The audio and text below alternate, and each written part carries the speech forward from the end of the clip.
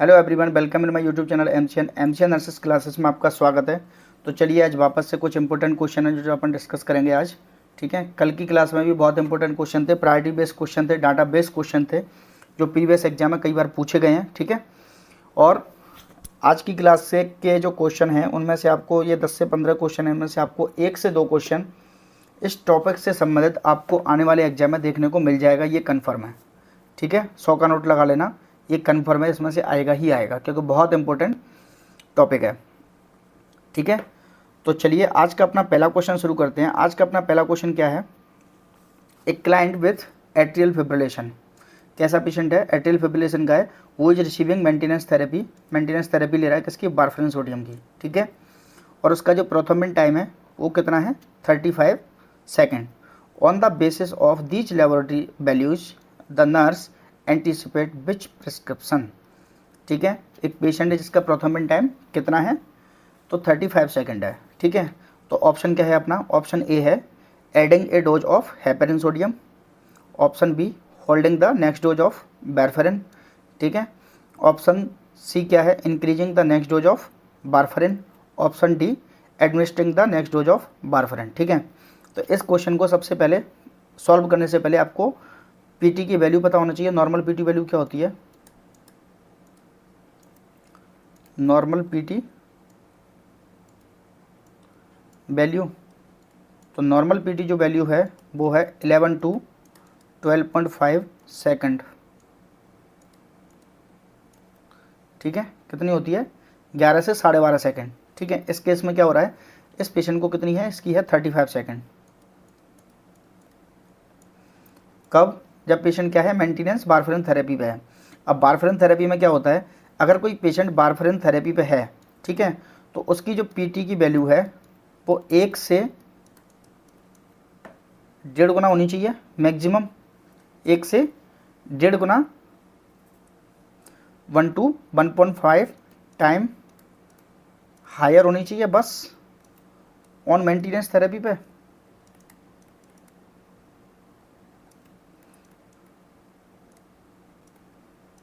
ठीक है, इस केस में क्या है? इस केस में ये 1 से 1.5 गुने से भी ज़्यादा है। ठीक है, तो उस केस में क्या होगा? इसका राइट आंसर क्या हो जाएगा? इसका राइट आंसर हो जाएगा hold the next dose of warfarin. ठीक है, समझ में आ गया? पेशेंट क्या है? मेंटेनेंस थेरेपी पे है वारफरिन की पे। वारफरिन के लिए अपन क्या देखते हैं? पीटी की वैल्यू देखते हैं। ठीक है, तो पीटी की वैल्यू इसमें दे रखी है, वो कितनी है? 35 सेकंड। पीटी की नॉर्मल वैल्यू कितनी होती है? 11 to 12.5 सेकंड। और जब कोई पेशेंट अगर वारफरिन सोडियम की थेरेपी पे है, ठीक है, मेंटेनेंस थेरेपी पे है, तब उसका जो पीटी है वो 1 से 1.5 गुना हायर होना चाहिए बस मेंटेनेंस थेरेपी। उससे ज़्यादा है तो पेशेंट क्या हो जाएगा? Risk for bleeding. क्या हो जाएगा? Risk for bleeding.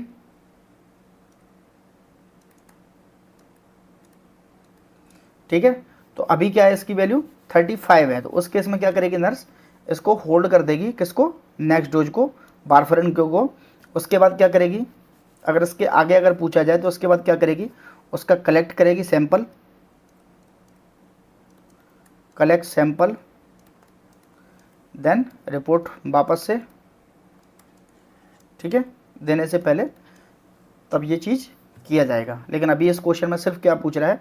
अभी के लिए ये पूछ रहा है कि सिर्फ hold the next dose of warfarin. इतना समझ में आ गया? ठीक है, चलिए अगला क्वेश्चन देखते हैं। अगला क्वेश्चन क्या है? अगला क्वेश्चन है A staff nurse is prescribing a new graduate nurse and the new graduate is assigned to care for a client with chronic pain.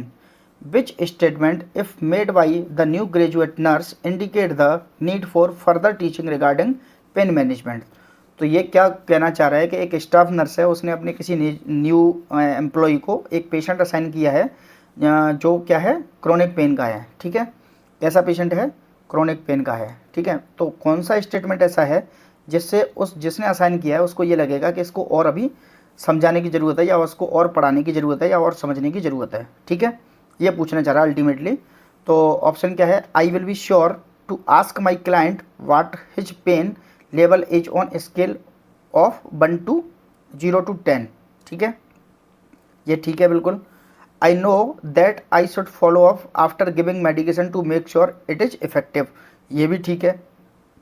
I will be sure to cue in the indicate that the client may be aggravating their pain, ये नहीं होगा, ठीक है।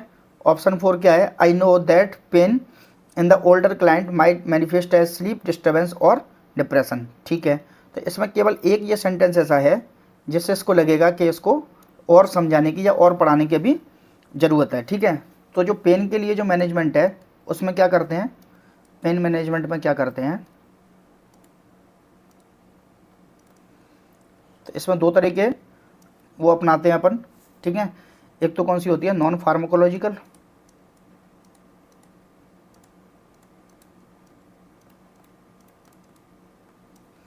और दूसरा होता है pharmacological.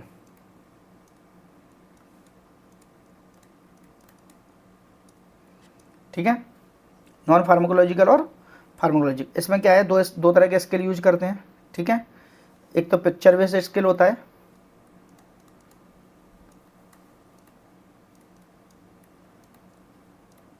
ठीक है, और एक होता है नंबर बेस्ड स्किल।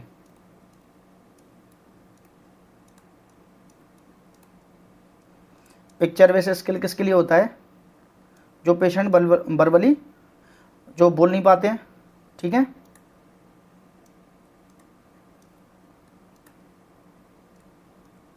ठीक है, और ये पेशेंट जो बोल सकते हैं। तो उस केसेस में इन दोनों तरीकों को अपनाते हैं पेन के लिए। फिर इसके हिसाब से क्या करते हैं, डिग्री देते हैं या फिर क्या करते हैं, रेटिंग करते हैं इस स्किल के अकॉर्डिंग। इसके बाद क्या करते हैं, इसके बाद करते हैं मेडिकेशन। तो मेडिकेशन किसको बोलते हैं, ये जो फार्माकोलॉजिकल है वो क्या हो गई, मेडिकेशन, ठीक है। मेडिकेशन के बाद क्या करते हैं, फिर करते हैं इसको फॉलो अप, कि जो मेडिसिन दिया है उसका इफेक्ट आया या नहीं आया। तो इस केस में क्या होगा, I will be sure to cue the any indicator that the client में एग्रेटिंग देयर पेन। तो ये इसका जो सेंटेंस है वो बिल्कुल गलत है, ठीक है। बाकी जो तीनों सेंटेंस हैं वो सही हैं। तो इस केस में केवल यही एक ऐसी लाइन है जिसके लिए क्या जरूरत पड़ेगी, टीचिंग रिगार्डिंग पेन मैनेजमेंट, ठीक है। इतना समझ में आ गया। चलिए अगला क्वेश्चन देखते हैं। अगला क्वेश्चन क्या है,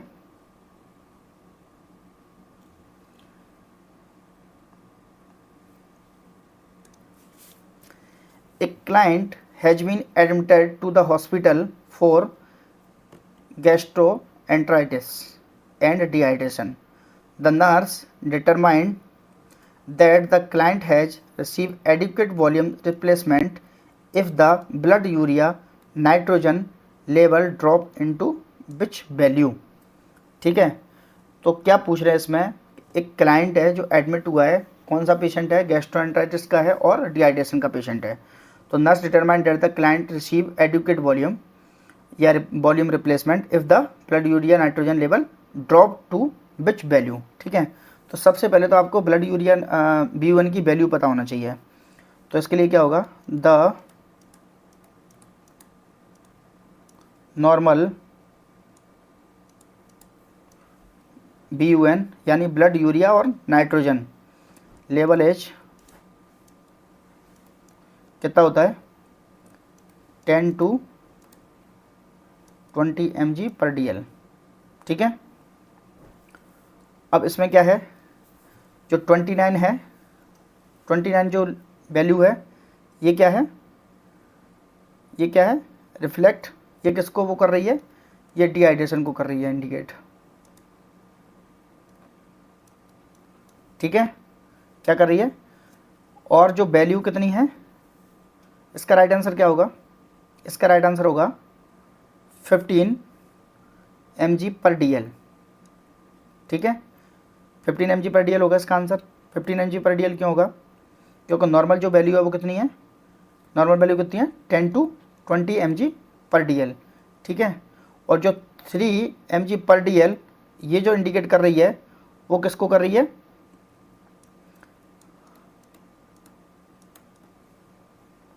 लोअर देन नॉर्मल वैल्यू को।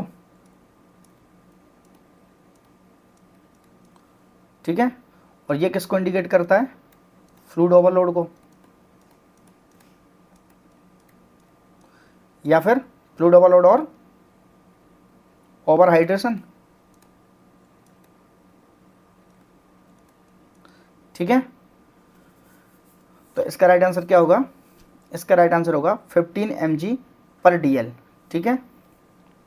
तो इससे क्या होगा, एडिक्वेट फ्लूइड वॉल्यूम का जो रिप्लेसमेंट है वो हो गया है। तो वो किससे इंडिकेट होगा, 15 mg पर DL अगर उसका BUN का लेवल आ रहा है तो उसका मतलब है कि जो उसको हाइड्रेशन थेरेपी दी जा रही है, ठीक है, या हाइड्रेशन उसका मेंटेन किया जा रहा है, वो एडिक्वेट है, ठीक है। इतना समझ में आ गया। चलिए अगला क्वेश्चन देखते हैं। अगला क्वेश्चन क्या है,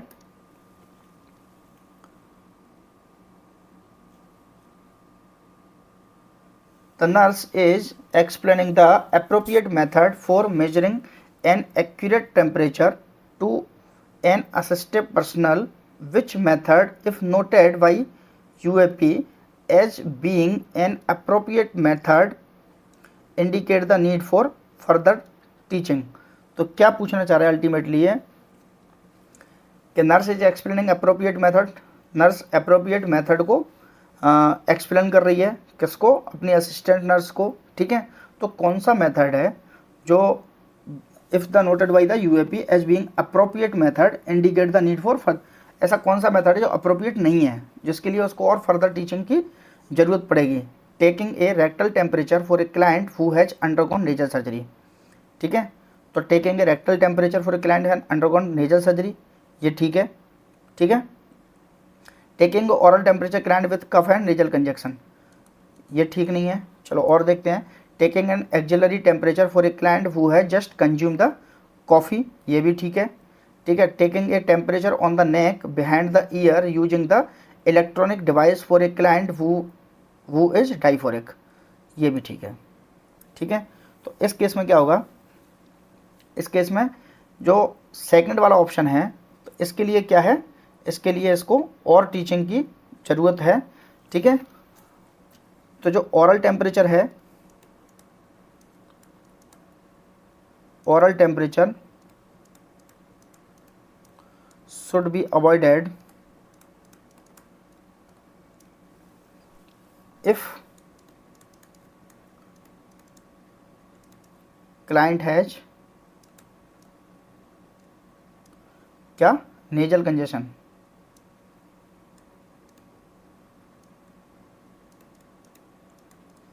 ठीक है। जब क्लाइंट को अगर नेजल कंजेक्शन हो रखा है तो उसके लिए क्या करना चाहिए, उसको अवॉइड करना चाहिए, ठीक है, क्योंकि इससे जो डाटा है वो एक्यूरेट नहीं आएगा, ठीक है। तो इसके लिए इसको टीचिंग की और ज़रूरत है, बाकी और डाटा सारे इसके सही हैं, ठीक है। तो इसका राइट आंसर क्या हो जाएगा, taking an oral temperature, taking an oral temperature for a client with cough and nasal congestion, ठीक है। चलिए समझ में आ गया। अगला क्वेश्चन क्या है, अगला क्वेश्चन देखते हैं।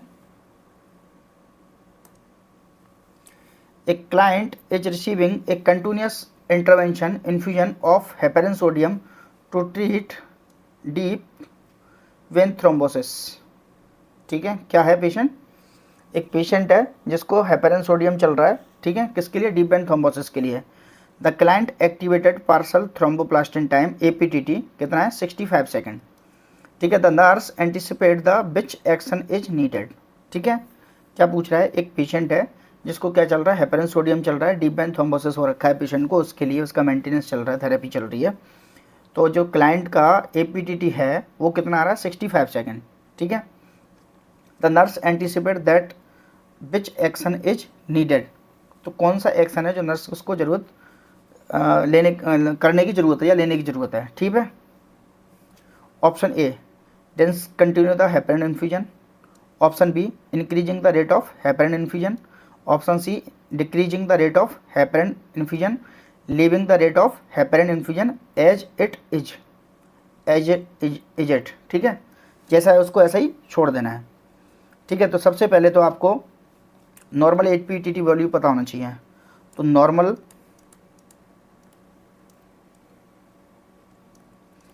APTT वैल्यू कितनी होती है, 30 से 40 सेकंड, ठीक है।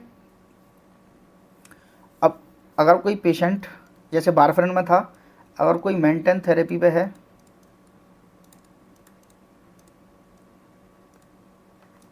या ट्रीटमेंट चल रहा है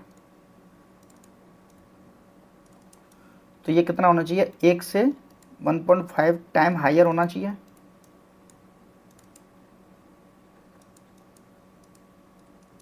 ठीक है, तो अभी इसका कितना है, 30 से 40 सेकंड तो नॉर्मल वैल्यू है, अभी इसका कितना आ रहा है 65, तो 1 से 1.5 गुना के रेंज में है ये। ठीक है, डाटा याद होगा तो क्वेश्चन सॉल्व हो जाएगा। ठीक है, मेंटेनेंस थेरेपी पे है तो एपीटीटी टाइम इसका कितना है 65 सेकंड, और नॉर्मल कितना होता है 3 से 40 सेकंड, और मेंटेनेंस थेरेपी पे है तो उसका 1 से 1.5 गुना हायर हो सकता है। ठीक है, तो इस केस में इसका आंसर क्या हो जाएगा, इसका आंसर हो जाएगा, क्या हो जाएगा, leaving the rate of heparin infusion as it. ठीक है, जितना उसका चल रहा है उतना ही उसको रहने दो, बाकी सारी चीज़ें गलत है। ठीक है, समझ में आ गया ये। चलिए अगला क्वेश्चन देखते हैं, अगला क्वेश्चन क्या है,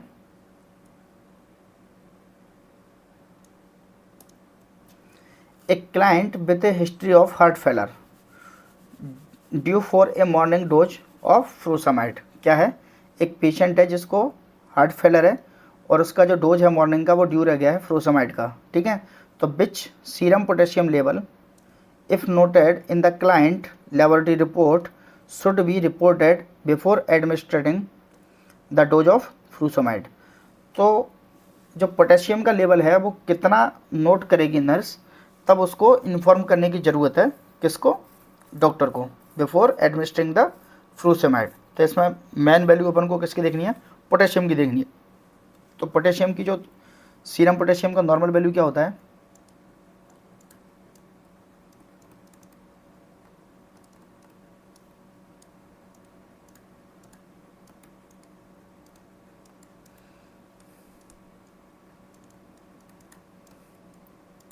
थ्री 3.5 to 5। ठीक है, मिलीक्वलेंट पर लीटर। ठीक है, कितना होता है 3.5 to 5 मिलीक्वलेंट पर लीटर। ठीक है, अब इसमें जो ऑप्शन दिया है ऑप्शन ए, ठीक है, क्या है ऑप्शन ए 3.2, तो जो 3.2 only value that falls below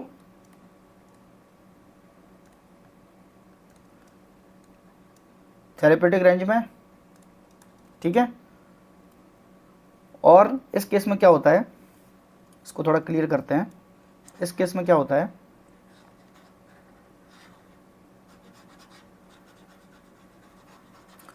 low potassium जो लेवल होता है, क्या होता है, लो पोटेशियम का जो लेवल होता है, फ्रूसामाइड अगर चल रहा है तो लो पोटेशियम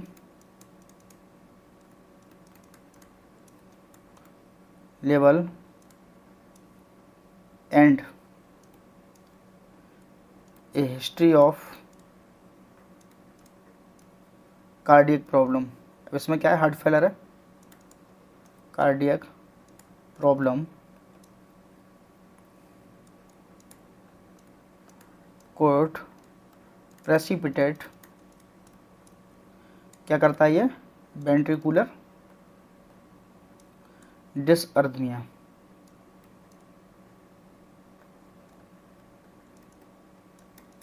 ठीक है, और बाकी जो चीज़ें हैं वो सारी क्या हैं, वो नॉर्मल रेंज में है, ये बहुत ज़्यादा लोअर है। ठीक है, ये जस्ट बॉर्डर है।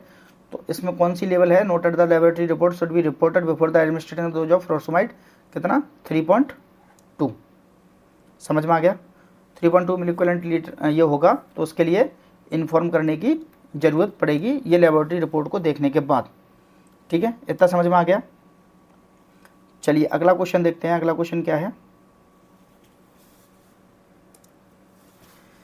several laboratory tests are prescribed for a client and nurse review result of the test. Which laboratory test should the nurse report select all that apply? तो ये सारी लैब की वैल्यू हैं, इसमें कौन सी लैब की value है वो गलत है, जिसको इन्फॉर्म करने की ज़रूरत है। अल्टीमेटली इस क्वेश्चन का मोटो ये है, ठीक है। तो ऑप्शन ए क्या है, प्लेटलेट 35,000, ठीक है, तो इसको इन्फॉर्म करने की ज़रूरत है, ठीक है, मैं बताऊंगा क्यों। ऑप्शन बी, सोडियम 150 मिलीक्वलेंट पर लीटर, यस, इसको भी इन्फॉर्म करने की ज़रूरत है, ठीक है। ऑप्शन सी, पोटेशियम 5 मिलीक्वलेंट पर लीटर, नहीं, ज़रूरत नहीं है। ऑप्शन डी, सेगमेंटेड न्यूट्रोफिल्स कितना है, 40%, इसको भी ज़रूरत है, ठीक है। आज इसमें सारे डाटा क्लियर हो जाएंगे। सीरम क्रिएटिनिन 1 mg पर DL, ठीक है, इसको भी ज़रूरत नहीं है। और वाइट ब्लड सेल कितना, 3000 है white blood cell, WBC count पूछ रहा है ये, तो ये कितना है, 3000 है, ठीक है, तो इसको भी इन्फॉर्म करने की ज़रूरत है, ठीक है। देखिए प्लेटलेट, नॉर्मल प्लेटलेट वैल्यू कितना होता है,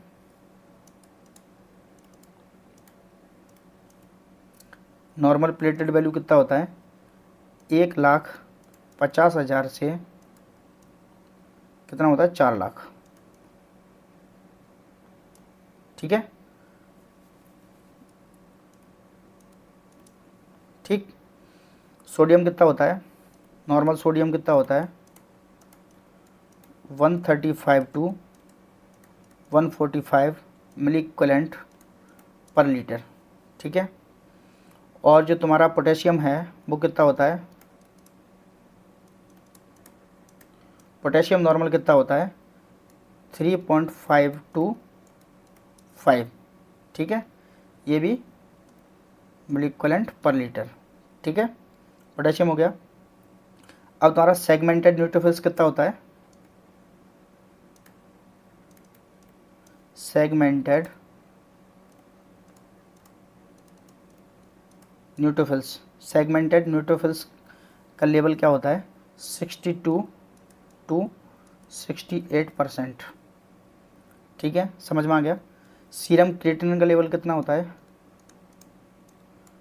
सीरम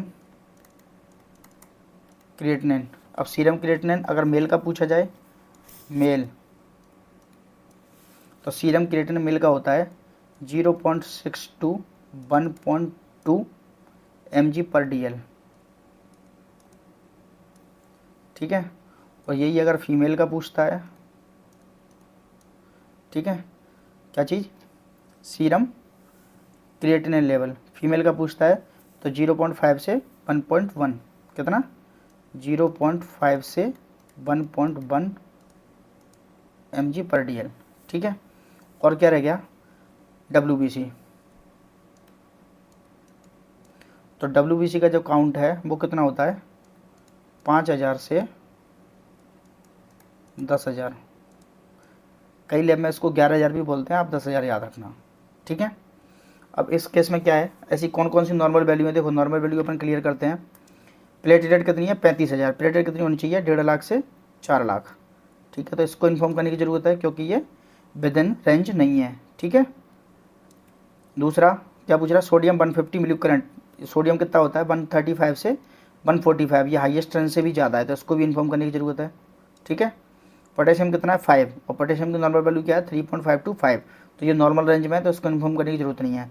सेगमेंटेड न्यूट्रोफिल्स कितना होता है, इसमें कितना पूछ रहा है, 40% है, ठीक है, और अपना कितना होना चाहिए, 62 टू 68, ठीक है, तो ये भी इन्फॉर्म करने की ज़रूरत है, ठीक है।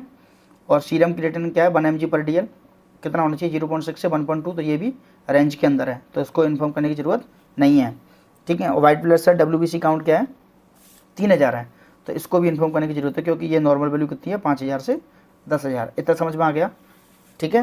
तो ये डाटा का स्क्रीनशॉट ले लेना है, डाटा एक्यूरेट है, और ये आने वाले एग्जाम में कई बार ये भी पूछ लेता है कि सोडियम की नॉर्मल वैल्यू क्या होती है, तो ये भी आपको पता होना चाहिए, ठीक है। आ गया समझ में। चलिए अगला क्वेश्चन देखते हैं, अगला क्वेश्चन क्या है,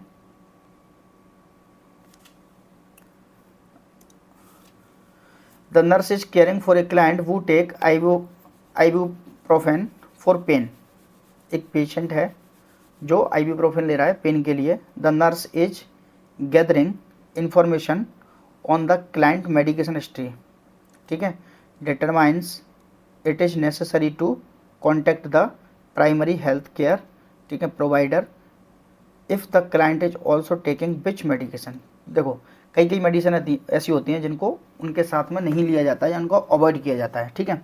तो वो पूछ रही है वो कि एक पेशेंट है जिसकी हिस्ट्री किसकी आइबुप्रोफेन लेने की है, तो उसकी हिस्ट्री में वो ये देखेगी मेडिकेशन हिस्ट्री में कि वो और कौन सी दवाइयाँ ले रही हैं जिसके लिए उसको हेल्थ केयर ऑफिसर से बात करने की ज़रूरत पड़ेगी, क्योंकि ये मेडिकेशन उसके साथ नहीं दी जाती हैं या अवॉइड की जाती हैं, ठीक है। तो क्या है ऑप्शन ए वारफेरिन, वारफेरिन को पेन किलर के साथ नहीं देते हैं, ठीक है, क्योंकि ये ब्लीडिंग टेंडेंसी को बढ़ा देती है। ऑप्शन बी ग्लिम्प्राइड, ये किसकी है, ये डायबिटीज़ की है, तो पेन मेडिकेशन के साथ इसकी भी मेडिसिन को नहीं देते हैं, तो इसके लिए भी हेल्थ केयर प्रोवाइडर से बात करने की ज़रूरत है। एम्लोडेपिन, एम्लोडेपिन को भी इसके साथ आइबुप्रोफेन के साथ अवॉइड करते हैं या नहीं देते हैं, ठीक है। और बाकी ये मेडिसिन क्या है, सिम्बास्टिन और अटोरवास्टैटिन, ये दोनों ले सकते हैं, ठीक है, इसके लिए कोई इशू नहीं है, ठीक है। तो क्या होता है, तो ये जो NSAID है ये क्या करती हैं, जो NSAID हैं ये क्या करती हैं, ये जो एंटी कोगुलेंट्स मेडिसिन है इनको क्या करती हैं, इनके इफ़ेक्ट को क्या करती हैं, बढ़ा देती हैं, इफ़ेक्ट को क्या कर देती हैं, बढ़ा देती हैं, ठीक है। और क्या करती हैं, और ये जो मेडिसिन है वो साथ में नहीं लेनी चाहिए, ठीक है। और ये क्या करती हैं, ये जो ग्लिम्पेराइड है इसके भी इफेक्ट को बढ़ा देंगी, ठीक है। तो ये क्या कॉज कर सकती हैं, ये हाइपोग्लाइसीमिया कॉज कर सकती हैं, ठीक है, क्या कर देंगे, हाइपोग्लाइसीमिया को बढ़ा सकती हैं, ठीक है। और क्या करती है, और कौन सी मेडिकेशन है, एम्लोडेपिन। तो एम्लोडेपिन क्या है, एम्लोडेपिन क्या है, कैल्शियम चैनल ब्लॉकर है,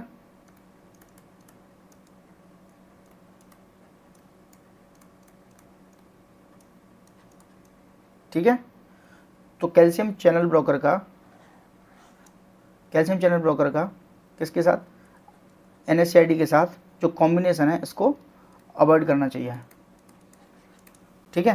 तो वारफेरिन और ग्लिम्प्राइड और एम्लोडेपिन, ये जो तीनों मेडिसिन हैं इसको या तो ये इनके इफेक्ट को बढ़ा देंगी, ठीक है, या इनके इफेक्ट को आने ही नहीं देंगी या फिर बढ़ा देंगी। तो इस कंडीशन में क्या करना चाहिए, इन दोनों को इनके कॉम्बिनेशन में नहीं देना चाहिए। अगर ये पेशेंट क्या कर रहा है, अगर ये पेशेंट इन मेडिसिनों को ले रहा है तो इसके लिए उसको डॉक्टर की हेल्प की ज़रूरत है, डॉक्टर के प्रिस्क्रिप्शन की ज़रूरत है, उसके अकॉर्डिंग फिर इसको मेडिकेशन इसके साथ चेंज करके दिया जाएगा, यानी कि टाइमिंग चेंज करके इनका शेड्यूल किया जाएगा, ठीक है। तो इस केसेस में क्या करना चाहिए, इनको इनके साथ में नहीं लेना चाहिए, ठीक है। तो ये तीनों मेडिसिन है इनके साथ में नहीं लेना चाहिए, इसके लिए उसको हेल्थ केयर प्रोवाइडर की ज़रूरत पड़ेगी अगर उसकी हिस्ट्री में ये मेडिकेशन आ रही हैं तो, ठीक है। चलिए अगला क्वेश्चन देखते हैं। अगला क्वेश्चन क्या है, a client with diabetic mellitus has a glycosylated haemoglobin A1C HbA1c पूछ रहा है, लेवल 8% है, क्या है, HbA1c कितना है, 8% है। On the basis of these result the nurse plan to teach the client about the need for which measures, ठीक है।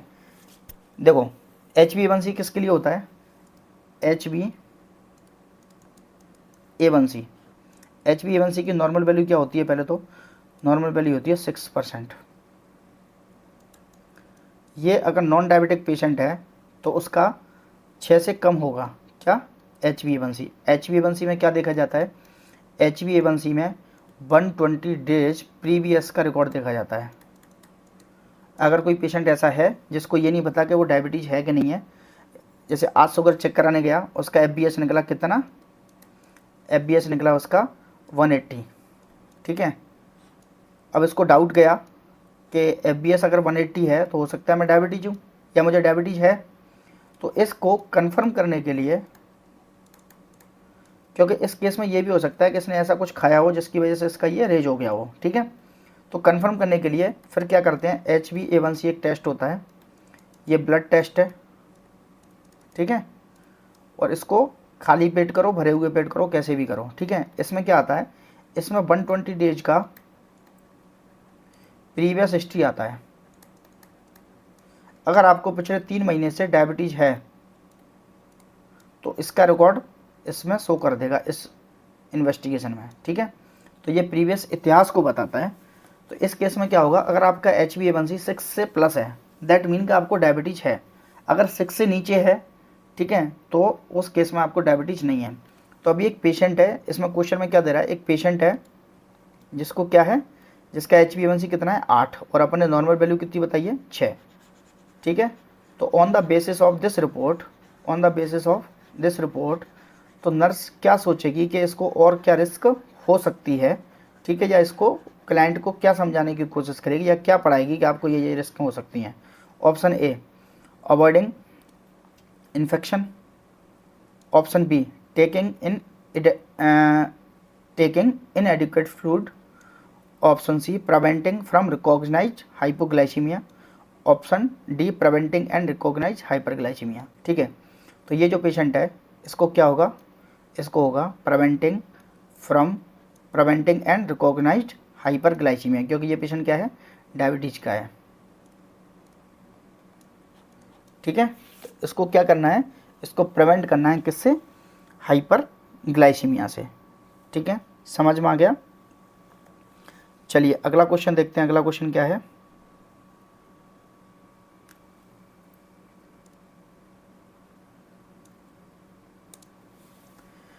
The nurse is caring for a client with A diagnosis of breast cancer.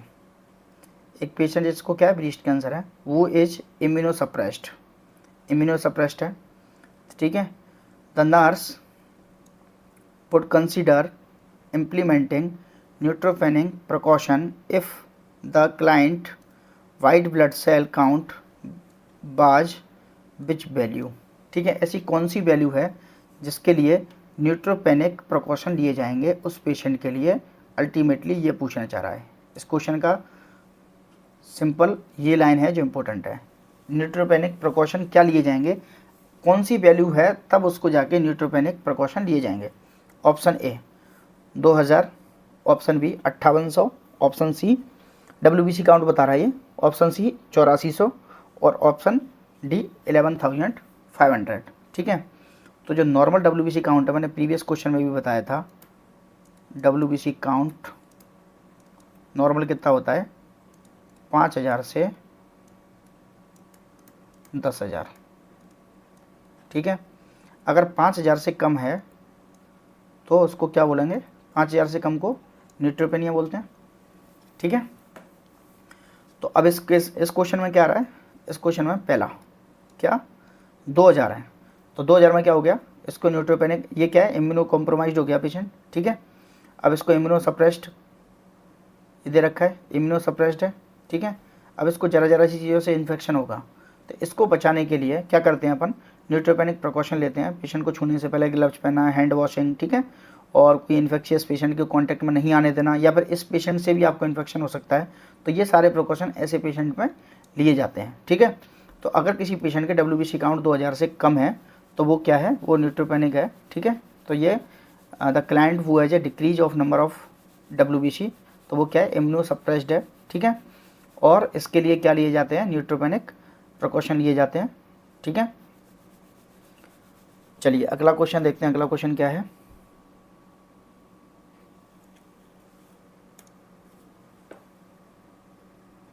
a client brought to the emergency department state that he is accidentally been taking 2 times his prescribed dose of warfarin for the past week, ठीक है। After noting that the client has no evidence of obvious bleeding, the nurse plan to take which action।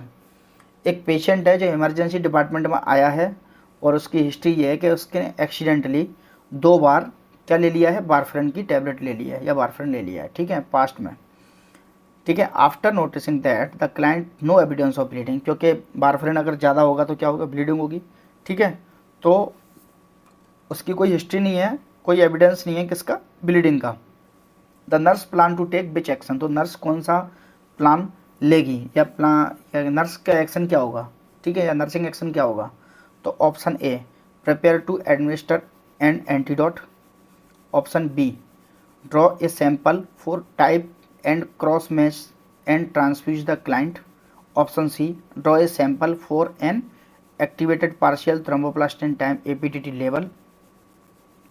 ठीक है। Option D, draw a sample for prothrombin time and international normalised ratio. ठीक है। PT INR का sample लेगी या APTT का लेगी या क्रॉस मैच करवाएगी पेशेंट का ट्रांसफ्यूजन करने के लिए ब्लड का, या फिर एंटीडोट प्रिस्क्राइब करेगी। ठीक है। तो इस केस में क्या होगा, देखिए ये किसका क्वेश्चन है, ये क्वेश्चन है किसका, वारफेरिन का। तो वारफेरिन को चेक करने के लिए क्या करते हैं, पीटीआईएनआर, ये लिख लेना, नोट कर लेना। वारफेरिन की लेवल को देखने के लिए, इसकी ब्लीडिंग टेंडेंसी को देखने के लिए क्या देखते हैं, प्रोथ्रोम्बिन टाइम और आईएनआर का लेवल देखते हैं। ठीक है। और उसमें क्या देखते हैं, क्लाइंट का एंटीकोगुलेशन स्टेटस या फिर risk for bleeding, anti coagulation status. ठीक है। किसके लिए, रिस्क ऑफ ब्लीडिंग के लिए।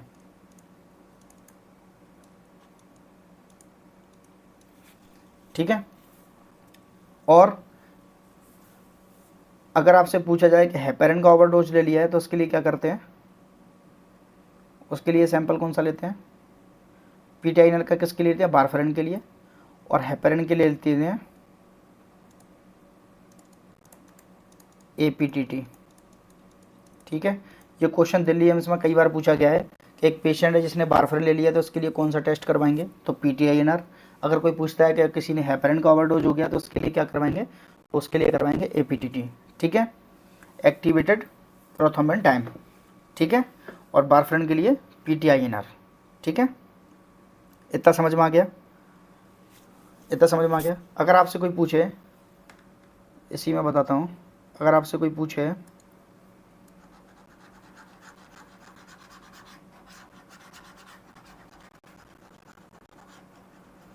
अगर आपसे कोई पूछे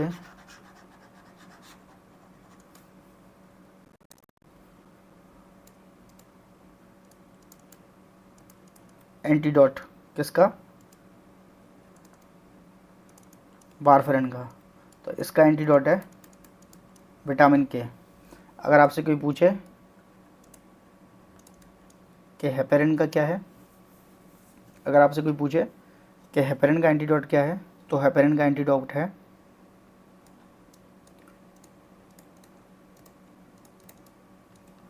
प्रोटामिन सल्फेट। ठीक है। ये दोनों ही क्वेश्चन इंपॉर्टेंट है, ये डायरेक्ट भी पूछे जाते हैं। प्रोटामिन तो फेवरेट है। ठीक है। कई एग्जाम में पूछा गया है, कम से कम 20 एग्जामों में पूछ लिया। ये तो दिल्ली एम्स का फेवरेट टॉपिक है। ठीक है। तो प्रोटामिन सल्फेट का क्वेश्चन पूछा जाता है, विटामिन के का भी पूछते हैं। ठीक है। चलिए, तो ये अपना क्वेश्चन क्या है कि क्लाइंट इमरजेंसी में आया है और उसने वारफेरिन ले लिया है। तो वारफेरिन के लिए मैंने क्या बताया था, वारफेरिन के लिए मैंने क्या बताया था, draw a sample for prothrombin time, PT और आईएनआर करते हैं किसके लिए, वारफेरिन के लिए। तो इसका राइट आंसर क्या हो जाएगा, draw a sample for prothrombin time and international normalised ratio. ठीक है। इतना समझ में आ गया। मैंने एंटीडोट बता दिए दोनों के। अगर इसकी टॉक्सिसिटी हो जाएगी तो क्या करेंगे, वारफेरिन की टॉक्सिसिटी में विटामिन के देंगे। ठीक है। और अगर हेपेरिन की टॉक्सिसिटी हो गई है तब क्या करेंगे, हेपेरिन की टॉक्सिसिटी में क्या देंगे, हेपेरिन की टॉक्सिसिटी में देंगे प्रोटामिन सल्फेट। ठीक है। वो उसका क्या है, एंटीडोट। ठीक है। चलिए अगला क्वेश्चन देखते हैं। अगला क्वेश्चन क्या है, the nurse is caring for a post operative client who is receiving demand dose hydromorphone via a patient control analgesia PCA pump for pain control. ठीक है। The nurse enter the client's room and find the client drowsy and record the following vital signs. ठीक है। Temperature कितना है 97.2। ठीक है। Hourly pulse कितनी आ रही है 52 बीट्स पर मिनट। ठीक है। ब्लड प्रेशर कितना आ रहा है 101/58 mm ऑफ SG। और रेस्पिरेटरी रेट क्या आ रही है 11 ब्रीथ पर मिनट। ठीक है। और SpO2 कितना है 93 on 3 litre oxygen by nasal cannula. ठीक है। नेजल कैनुला से ऑक्सीजन कितने पे देते हैं 1 to 6 लीटर पर। यह क्वेश्चन भी मैंने प्रीवियस क्लास में पढ़ाया हुआ है, तो अभी यहाँ पे कितना चल रहा है 3 लीटर पे, ठीक है। नेजल कैथेटर से अगर पूछा जाए तो 1 to 6 और नेजल कैनुला से पूछा जाए तो 1 to 4 लीटर, ठीक है। ये दोनों में अंतर है। चलिए तो अभी अपने इस क्वेश्चन को देखते हैं। नेजल कैनुला से क्या चल रहा है, ऑक्सीजन थेरेपी चल रही है, ठीक है। तो which action should the nurse take next. देखिए एक पेशेंट है, पोस्ट ऑपरेटिव में है, क्लाइंट लेटा हुआ है, पेशेंट लेटा हुआ है और उसको क्या चल रहा है, एनाल्जेसिया चल रहा है, पेन मैनेजमेंट के लिए उसको बाई इन्फ्यूजन उसको पेन कंट्रोल के लिए क्या मेडिसिन चल रही है, ठीक है। कौन सी चल रही है, हाइड्रोमॉर्फोन, ठीक है। By patient control analgesia PCS है, ठीक। उसके बाद क्या हुआ, पेशेंट के क्लाइंट जब इंटर हुआ, नर्स इंटर हुई रूम में, तो उसमें क्या है, पेशेंट कैसा है, ड्राउजी है और इसकी जो वाइटल साइन है वो कैसे हैं, टेम्परेचर 97 है और ओरली है, पल्स क्या है 52 बीट्स पर मिनट है, ब्लड प्रेशर कितना है 101/58 mmHg है, रेस्पिरेशन कितना है 11 और ब्रीथ पर मिनट कितना है 11 है ब्रीथ पर मिनट और SpO2 कितना है 93% और ऑक्सीजन पे है पेशेंट। तो ऐसी कौन सी एक्शन है जिसको नर्स सबसे पहले लेगी। देखो क्वेश्चन को इतना बड़ा बड़ा देख के डरना नहीं है, सिंपल क्वेश्चन है, बस समझने की ज़रूरत है और जो नर्स के काम है बेसिक चीज़ से शुरू करना है। मैंने आपको प्रीवियस क्लास में भी बताया था क्वेश्चन लेंथी होगा लेकिन उससे घबराना नहीं है क्योंकि उसका जो डाटा है वो इम्पोर्टेंट है और उसकी जो बेसिक नर्सिंग एक्शन पूछ रहा है तो सबसे पहले जो बेसिक से बेसिक चीज़ देखनी है कि उसमें क्या कर सकते हैं। Option A document the finding, option B attempt to arouse the client, option C contact primary health care provider immediately, option D check the medication administration history of PCA pump, ठीक है। तो सबसे पहले जो नर्स का basic काम है वो क्या है, attempt to arouse the client, ठीक है। इसमें 50 तरह के इधर उधर जाने की जरूरत नहीं है, सिंपल सा क्वेश्चन है, ये डाटा दे दिया है आपको, अटेम्प्ट टू अराउज। अब इससे क्या होगा, देखो क्या आपने क्या कर दिया, आपने क्या कर दिया, अराउज किया, अराउज किया तो पेशेंट क्या हुआ, कॉन्शियस हुआ, कॉन्शियस हुआ तो मे भी चांस है उसकी हार्ट रेट भी क्या होगी, बढ़ेगी क्योंकि अभी तक पेशेंट क्या था, सोया हुआ था, ठीक है। अब हार्ट रेट बढ़ेगी, उसका रेस्पिरेशन भी बढ़ेगा अगर पेशेंट कॉन्शियस होगा तो, ठीक है। तो इसकी क्या है, इसकी जो हार्ट रेट है वो भी बढ़ेगी, रेस्पिरेशन भी बढ़ेगी, ठीक है। और उसका SpO2 भी क्या होगा, SpO2 भी इंक्रीज होगा। तो पहले नर्स का बेसिक काम क्या है कि पहले पेशेंट को अराउज करना है, जगाना है, जगा के देखना है, ठीक है। उसके बाद ये चीज़ों को करने की ज़रूरत है, अगर इससे भी इम्प्रूवमेंट नहीं है तब फिर जाके क्या करना है, तब करना है contact the primary health care provider immediately, ठीक है। लेकिन अभी के लिए क्या करना है, अभी के लिए सिर्फ इसको अराउज करना है, उसके बाद की चीज़ें हैं सारी। तो फर्स्ट प्रायोरिटी पे क्या आ जाएगा, अराउज द क्लाइंट, ठीक है। इतना समझ में आ गया, बेसिक चीज़ है, बेसिक चीज़ को ही लेके अपन को इसको अटेम्प्ट करना है क्वेश्चन को, ठीक है। एक्स्ट्रा दिमाग नहीं लगाना है, केवल बेसिक चीज़ें जो नर्स का काम है वही करना है, ठीक है, डॉक्टर नहीं बनना है। समझ में आ गया। चलिए अगला क्वेश्चन देखते हैं। अगला क्वेश्चन क्या है, a adult female client has a haemoglobin level 10.8 gram per DL, ठीक। The nurse interprets that this result is most likely cause by which condition noted in the client history, ठीक है। तो सबसे पहले तो फीमेल का नॉर्मल हीमोग्लोबिन पता होना चाहिए। तो नॉर्मल जो हीमोग्लोबिन है फीमेल क्लाइंट का, क्या पूछ रहा है क्वेश्चन में, फीमेल क्लाइंट, तो फीमेल का नॉर्मल HB लेवल क्या है 12 to 16 ग्राम पर DL, ठीक है। ऑप्शन ए क्या है, dehydration, option B heart failure, option C iron deficiency anemia, option D chronic obstructive pulmonary disease, ठीक है। इसका राइट आंसर देखो, अगर पेशेंट को डिहाइड्रेशन है तो इसमें हीमोग्लोबिन का लेवल बढ़ा हुआ आएगा, ठीक है। अगर कोई पेशेंट हार्ट फेलर का है तो हार्ट फेलर में भी पेशेंट का हीमोग्लोबिन बढ़ा हुआ मिलेगा, ठीक है। अगर कोई patient chronic COPD chronic obstructive pulmonary disease COPD, तो इसमें भी हीमोग्लोबिन बढ़ा हुआ आएगा। तो एक ही कंडीशन है जिसमें पेशेंट का हीमोग्लोबिन कम आएगा, तो वो क्या है, आयरन डेफिशिएंसी एनीमिया, ठीक है। द नॉर्मल हीमोग्लोबिन कितना है फीमेल का 12 to 16, ठीक है। Iron deficiency anaemia can result in the lower haemoglobin level, ठीक है। डिहाइड्रेशन की वजह से क्या हो सकता है, हीमोग्लोबिन का लेवल बढ़ा हुआ मिल सकता है, क्योंकि क्या होगा, हीमो कंसंट्रेशन बढ़ जाएगा, ठीक है। और हार्ट फेलर या फिर क्रॉनिक ऑब्स्ट्रक्टिव पल्मोनरी डिजीज जो कि COPD है, ये इसकी वजह से भी हीमोग्लोबिन का लेवल बढ़ा हुआ मिल सकता है, ठीक है। क्योंकि क्या होगा, क्योंकि बॉडी को क्या ज़रूरत होगी, ऑक्सीजन कैरिंग कैपेसिटी की ज़रूरत ज़्यादा होगी, हीमोग्लोबिन कम है तो, ठीक है। तो उसकी वजह से क्या होगा कि जब उसके HB की जांच करेंगे तब उस केस में उसका हीमोग्लोबिन बढ़ा हुआ मिल सकता है, क्योंकि उसकी जो कंसंट्रेशन है वो थोड़ी क्या हो जाएगी, कंसंट्रेशन ज़्यादा हो जाएगी, हीमो कंसंट्रेशन ज़्यादा हो जाएगी, तो उसकी वजह से HB का लेवल है वो ज़्यादा बढ़ा हुआ मिलता है। आपने देखा होगा कई बार किसी पेशेंट का अगर खून गाढ़ा होता है ना, तब भी उसका HB का जो लेवल है वो बढ़ा हुआ आता है, जबकि एक्चुअल उसका बढ़ा हुआ होता नहीं है, ठीक है। समझ में आ गया। चलिए अगला क्वेश्चन देखते हैं। अगला क्वेश्चन क्या है, a client with a history of upper gastrointestinal bleeding, ठीक है। एक क्लाइंट है जिसको अपर GI में क्या है, ब्लीड है, ठीक है। प्लेटलेट काउंट कितना है, 3 लाख, ठीक है। The nurse should take which action after seeing this laboratory result, ठीक है। तो नर्स को एक्शन लेने से पहले नर्स को पहले तो प्लेटलेट काउंट का नॉर्मल वैल्यू पता होना चाहिए। तो मैंने अभी बताया था, क्या बताया था, normal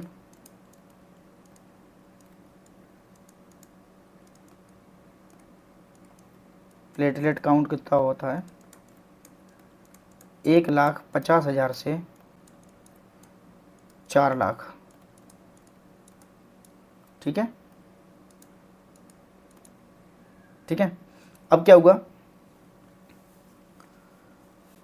report the abnormally low count, option B report abnormally high count, place the client on bleeding precaution, place the normal report in the client medical record. इसका राइट आंसर क्या होगा, क्योंकि अपन को रेंज पता है, ठीक है, और ये जो रिपोर्ट आई है ये रेंज में ही है, ठीक है।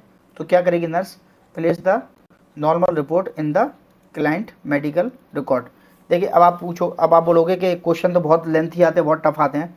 अब इस पूरी लाइन में से कोई मतलब नहीं है, वो क्या पूछ रहा है, प्लेटलेट का काउंट इतना है, तो नर्स क्या करेगी, ठीक है। तो इस पूरी लाइनों का कोई मतलब नहीं है कि उसको ब्लीडिंग हुई है क्या हुई है, लेकिन अब क्या पूछ रहा है आपसे, नॉर्मल प्लेटलेट काउंट पूछना चाह रहा है, जो आपको पता होना चाहिए, क्योंकि इसमें क्या 1.5 लाख से 4.5 लाख वैल्यू है, उसने आपको दे दिया 3 लाख की वैल्यू। अब 3 लाख की वैल्यू का अगर आपको पता है कि 1.5 से 4.5 होता है, तब तो आप इसको करोगे कि नॉर्मल फाइंडिंग है। अगर आपको पता ही नहीं है तो आप इन्हीं में 3 ऑप्शन में दिमाग लगाओगे, report the abnormally count, report the normally high count, place the client और ब्लीडिंग प्रिकॉशन, क्योंकि आपने देख लिया, आपने क्या देख लिया, GI ब्लीड देख लिया, ठीक है। तो अब आपका राइट आंसर क्या होगा, सीधे राइट आंसर ये होगा। आप चौथा ऑप्शन पढ़ोगे भी नहीं, अगर आपको ये नहीं पता तो आप ये चौथा ऑप्शन पढ़ोगे भी नहीं, और आप इसको ये और बोलोगे ये क्वेश्चन मेरा कितना है, 200% सही है भाई, ये तो मेरा पूरा का पूरा नंबर देगा, जबकि ये क्या करेगा, ये आपका 33 काट लेगा, ठीक है, 1/3 काट लेगा ये, और आप बड़े कॉन्फिडेंस में करके आओगे इसको। समझ में आ गया। तो ये क्वेश्चन की ट्रिक होती है, फंसाने की कोशिश करता है एग्जामिनर, तो इसमें फंसना नहीं है, ठीक है। तो आपको नॉर्मल वैल्यू पता होना चाहिए, तो आपको पूरी लैंग्वेज का कोई मतलब नहीं है, केवल आपको नर्सिंग एक्शन पता होना चाहिए कि नर्स को बेसिक चीज़ को किस चीज़ पर ध्यान रखना है, और आपको नॉर्मल वैल्यू पता होना चाहिए, जिससे आपको देख पाओगे कि भाई ये नॉर्मल वैल्यू है तो इस रेंज में है, तो इसमें कुछ नहीं करना, ठीक है। अब आप क्वेश्चन को देख के डरना नहीं है कि अपर GI ब्लीड हुआ है पेशेंट को, प्लेटलेट काउंट इतना आ रहा है, तो नर्स क्या करेगी, तो अब तुम ऑप्शन ठोकाओगे, place the client on bleeding precaution, की ब्लीडिंग के प्रिकॉशन लेगी, क्योंकि ब्लीडिंग उसको हुई है, ठीक है। तो ये चीज़ ध्यान रखनी है। तो एग्जामिनर आपको फंसाने की कोशिश करेगा, लेकिन आपको फंसना नहीं है, ठीक है। तो आज के लिए इतना ही। वीडियो को लाइक कर देना भाई, बार बार बोल रहा हूँ, वीडियो को लाइक कर देना, चैनल को सब्सक्राइब कर लेना, ठीक है, और दोस्तों के साथ शेयर कर देना फ्री ऑफ कॉस्ट के लिए, ठीक है। आज के लिए इतना ही, थैंक यू। मिलते हैं अगली क्लास में कुछ इंपॉर्टेंट क्वेश्चनों के साथ, ठीक है। वीडियो को लाइक ज़रूर कर देना, ठीक है, बहुत इंपॉर्टेंट क्वेश्चन है, डाटा का स्क्रीनशॉट ले लेना, डाटा इम्पोर्टेंट है, ठीक है। और आने वाले एग्जाम में इस टॉपिक से जो मैंने आज आपको क्लियर करवाया है, आज का टॉपिक और कल का टॉपिक, जिससे इससे जस्ट पहले की जो क्लास है वो भी इम्पोर्टेंट है। उसमें से आज की क्लास में से और प्रीवियस क्लास में से आपको कम से कम 2-2 क्वेश्चन देखने को मिल जाएंगे। लंबी चौड़ी अपन नहीं फेंकेंगे कि 5,000 सिलेक्शन है मेरे स्टूडेंटों के, 10,000 सिलेक्शन है। सिलेक्शन हो नहीं हो, लेकिन डाटा यही है और जो हमें जानते हैं वो हमें मानते हैं। ठीक है, चलिए आज के लिए इतना ही। Thank you.